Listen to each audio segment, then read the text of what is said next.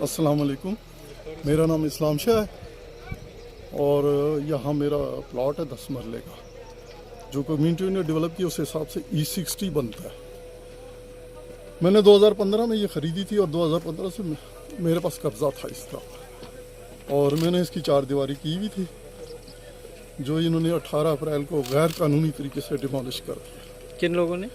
जिसमें हमीद नवाज, खुरम गंडापुर और बहादुर इनका ठेकेदार है। मैंने थाना गोलड़ा में भी दरख्वास्त दी, SSP को भी इसकी दरख्वास्त दी कि FIR दर्ज कीजिए, यहाँ पर गैर कानूनी काम हो रहा है।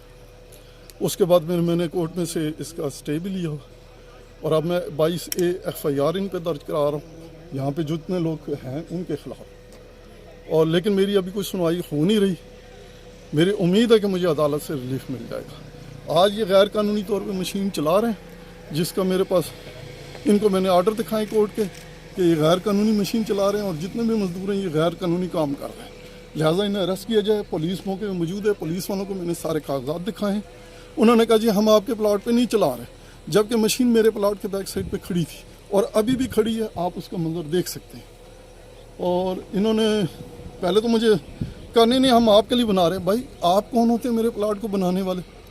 क्या हम आपको बना के दे रहे? भाई आप किस तरह बना के देंगे? वो तो मेरा प्लाट है, आपने तो मेरा 4 दीवारी गिराई है, वो मुझे आप किस तरह बना के दे रहे?